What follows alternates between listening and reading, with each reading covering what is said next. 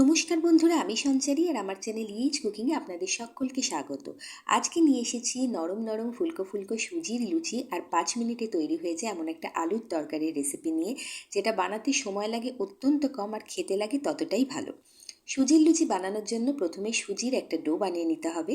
তার জন্য গ্যাসের উপর একটা কড়াই বসিয়ে দিয়ে দিচ্ছি 2 বাটি মেপে জল। 1 বাটি সুজি নেব, সেই জন্য সেই রকম বাটি মেপে 2 বাটি জল এখানে নিয়েছি।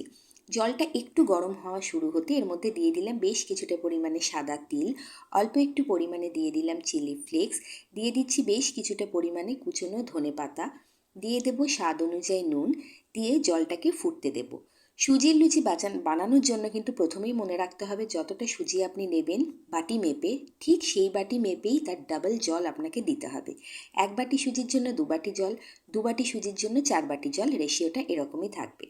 জলটা যেই টকবক করে ফুটে উঠতে শুরু করলো, আমি বাটি মেপে যে সুজিটা রেখেছিলাম সেটা এখানে দিয়ে দিলাম। দেওয়ার সাথে সাথেই কিন্তু স্প্যাচুলা দিয়ে সুজিটাকে জলের সাথে খুব ভালোভাবে মিশিয়ে নেব। খুব তাড়াতাড়ি এই কাজটা করতে হবে, নাহলে কিন্তু সুজির মধ্যে গুটলি তৈরি হয়ে যাবে, লাম্প তৈরি হয়ে যাবে, ডোটা ভালো মতো ফর্ম করবে না। খুব তাড়াতাড়ি নাড়িয়ে নাড়িয়ে জলের সাথে সুজিটাকে মিশিয়ে নিচ্ছি। গ্যাসের ফ্লেমটা কিন্তু এই সময় রয়েছে একদম মিডিয়াম। খুব দ্রুত হাতেই কাজটা করতে হবে। আমি আপনাদের পুরো প্রসেসটা দেখিয়ে দিচ্ছি, যে দেখুন কত সহজে কিন্তু এই ডোটা বানিয়ে ফেলা যায়। এই ডোটা তৈরি হতে হার্ডলি আপনার 2 থেকে আড়াই মিনিট টাইম লাগবে এবং ডোটা কিন্তু খুব সুন্দরভাবে তৈরি হবে। প্যানের গায়ে একটুও কিন্তু আটকে যাবে না।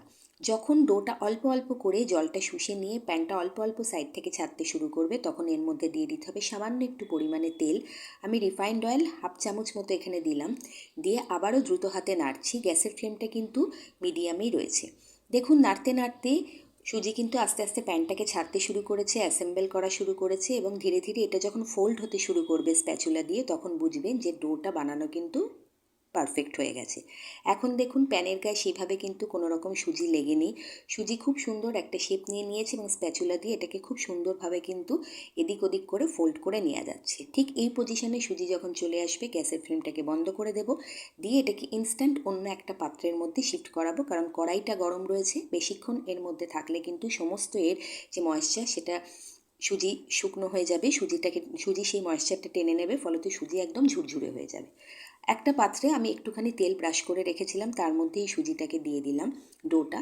মিনিট খানেক মতো ওয়েট করার পরে একটু দেখে নিলাম এতে হাত ছোঁয়ানো যাচ্ছে কিনা, কারণ প্রথম অবস্থায় খুব গরম থাকবে, হাত দিতে পারবেন না। তবে মিনিট খানেকের বেশি এটাকে কিন্তু ঠান্ডা হতে দেবেন না, নাহলে সুজি কিন্তু ধীরে ধীরে ঝরঝরে হতে শুরু করবে। মিনিট খানেক পরে যখন এটাতে হাত দেওয়া যাচ্ছে, তখন এর মধ্যে আমি 2-3 চামচ মতো আটা দিলাম। যে আটার আমরা রুটি খাই সেটা দিলাম, আপনারা চাইলে ময়দাও দিতে পারেন, কিন্তু আটা দিলে সুজির লুচিটা ভীষণ নরম থাকবে। 2 থেকে 3 চামচ মতো আটা দিয়েছি আর সামান্য একটু তেল দিয়েছি, দিয়ে যেমন করে আমরা রুটির জন্য আটা মাখি সেইভাবে এটাকে মেখে নিচ্ছি। প্রথমে হাতে একটু চিটচিট করবে, কিন্তু দেখবেন ধীরে ধীরে এটা কিন্তু পাত্র থেকেও ছেড়ে যাচ্ছে এবং হাতেও কিন্তু আর লাগছে না। এই ডোটা মোটামুটি তৈরি করা হয়ে গেছে। আমার একটু মনে হলো যেন একটুখানি নরম রয়েছে, আর একটু আটা দিতে হবে। আরও 1.5-2 চামচ মতো আটা আমি দিয়েছি। 1 বাটি সুজির জন্য প্রায় 5 চামচ মতো আটা আমাকে এখানে দিতে হয়েছে, আর 1 চামচ মতো তেল দিয়ে দেখুন ভালো মতো মেখে নিয়েছি। এবং এটা কিন্তু পুরো একদম রুটির জন্য আমরা যেরকম আটা মাখি সেরকম একটা আটা মাখার মতো আমি সুজির এই ডোটা বানিয়ে নিয়েছি। এবার এটাকে জাস্ট 5 মিনিটের জন্য একটু রেস্টে রাখছি, আর যতক্ষণে এটা একটু রেস্টে থাকছে আমি ঝটপট একটা আলুর সবজি আপনাদেরকে বানিয়ে দেখাচ্ছি। কড়াইতে নিয়ে নিয়েছি 1 চামচ সর্ষের তেল। তেলটা গরম হয়ে যেতে এর মধ্যে দিয়ে দিলাম 8 চামচ মতো সাদা জিরে আর অল্প একটু পরিমাণে সাদা সর্ষে।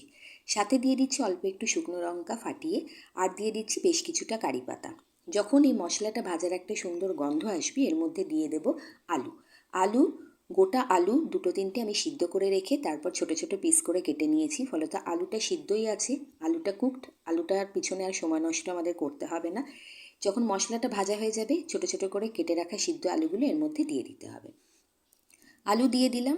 আলুটা সিদ্ধ করার সময় জলের মধ্যে আমি একটু নুন দিয়েছিলাম, সেই জন্য সেইটা বুঝে অল্প একটু পরিমাণে নুন প্রথমেই আমি দিয়ে দিলাম, যতটা আমার নুন মনে হচ্ছে দিতে লাগবে। দিয়ে মশলার সাথে তেলের সাথে আলুটাকে জাস্ট একটু নাড়াচাড়া করে নেব। এর থেকে সহজ আলুর তরকারি আমার মনে হয় না। ভীষণ ঝটপট তৈরি হয়ে যায়, ঘড়ি দেখে 5 থেকে 6 মিনিট লাগবে আলুটা যদি আপনি আগে থেকে সিদ্ধ করে কেটে রাখেন। এবার নাড়াচাড়া একটুখানি করে নিয়ে মিনিট খানেক নাড়াচাড়া করে নিয়ে এর মধ্যে কিছু কুচনো টমেটো দিয়ে দিলাম। টমেটোটা ডাইরেক্ট দিলাম, দিয়ে আবারও নাড়াচাড়া করতে শুরু করবো। আর যেহেতু আলুটা সিদ্ধ করা, নাড়তে নাড়তেই আলুটা একটু ঘাটা ঘাটা হয়ে যাবে 2-3 মিনিটের মধ্যে। গ্যাসের ফ্লেমটা লো টু মিডিয়ামেই আছে। যখন একটু একটু ঘাটা ঘাটা হয়ে যাবে আপনি বুঝবেন যে আলুর তরকারিটা তৈরি করা হয়ে গেছে। নুন মিষ্টি একবার দেখে নিয়ে যেটা আপনার দেওয়ার মনে হবে সেটা দিয়ে নেবেন। এখনও পর্যন্ত আমি এর মধ্যে লঙ্কা দিইনি। একটুখানি ঘাটা ঘাটা হয়ে গেছে, 3-4 মিনিট হয়ে গেছে। অল্প একটু কুচনো কাঁচা লঙ্কা শেষে অ্যাড করলাম, গন্ধটা ভালো আসবে বলে। আর সামান্য একটুখানি চিনি আমি এখানে স্বাদটাকে ব্যালেন্স করার জন্য দিলাম, যেহেতু টমেটো দিয়েছি। এবার নাড়াচাড়া করে নিয়ে একটা পাত্রে এটাকে তুলে রাখছি। এই তরকারিটা শুধুমাত্র সুজির লুচি বলে না, যে কোনো লুচি পরোটার সাথে করতে পারেন, বাচ্চাদের জন্য টিফিনেও করতে পারেন। ইনস্ট্যান্ট তৈরি করার একটা রেসিপি, 5 মিনিট হার্ডলি টাইম লাগবে। তরকারি রেডি হয়ে গেছে, ওদিকে ডোটাও কিন্তু খুব ভালো মতো সেট হয়ে গেছে। এবার ডোটাকে আরেকটু ভালোভাবে মেখে নিয়ে এর থেকে লেচি কেটে নেব।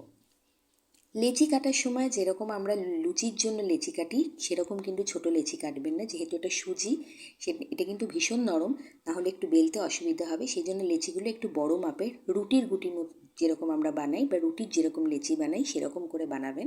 তারপর বেলে নিয়ে এর থেকে আমরা ছোট ছোট করে লুচির মতো করে শেপে এটাকে কেটে নেব। সেই জন্য আমি লেচিগুলো দেখুন একটু বড় বড় করে বানাচ্ছি। এই রান্নাটা করতে কিন্তু একেবারেই সময় লাগে না। দুর্দান্ত কম্বিনেশন সুজির লুচির সাথে এরকম একটা ইনস্ট্যান্ট আলুর তরকারি। আর এই লুচি একবার আপনি যাকে খাওয়াবেন সে কিন্তু বারবার আপনাকে এই লুচি বানিয়ে দেওয়ার জন্যই আবদার করবে। এতটা নরম, এতটা টেস্টি, খেতে ভীষণ ভালো লাগে। এমনি লুচি পরোটা তো আমরা খাই, এভাবে সুজি দিয়ে একবার বানিয়ে দেখুন, একদমই নিরাশ হবেন না। যদি আপনি প্রথমবার ট্রাই করছেন তাও কিন্তু এটা আপনি পারফেক্টলি তৈরি করতে পারবেন। প্রথমে লেচিগুলোকে একটু বড় করে পরোটার আকারে বেলে নিচ্ছি। আর এইভাবে পরোটার মতো বানিয়েও কিন্তু আপনারা এটা অনায়াসেই সেঁকে অল্প তেল বা ঘি লাগিয়ে খেতে পারেন, স্বাদ দুর্দান্ত হয়। পরোটাগুলোকে একটু মোটার ওপরে রাখছি, তারপরে ওপর থেকে একটা বাটি দিয়ে একদম নিখুঁত গোল একটা মাপ মতো করে লুচির মতো শেপ করে কেটে নেব।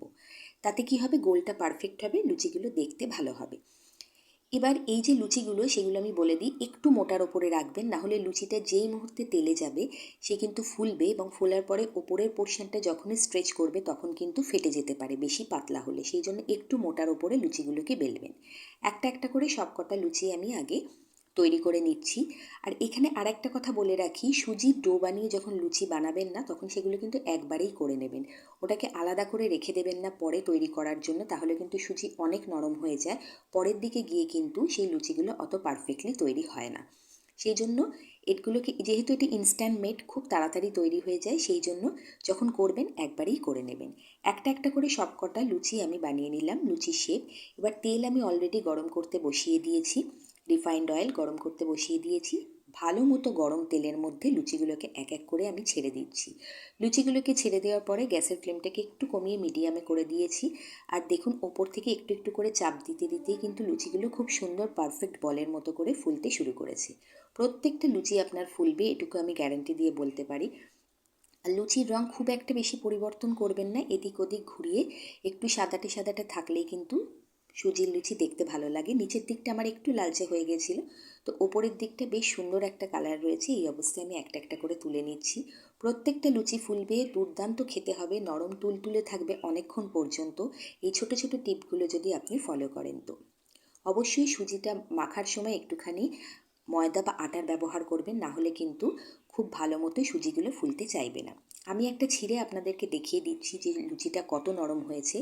এই ছোট্ট রেসিপিটা যদি আপনাদের একটু ভালো লেগে থাকে তাহলে অনুরোধ করব বন্ধু হয়ে পাশে থাকার জন্য। অবশ্যই চ্যানেল সাবস্ক্রাইব করবেন আর শেয়ার করবেন আত্মীয় বন্ধুবান্ধবদের মধ্যে। ভালো থাকবেন, সুস্থ থাকবেন।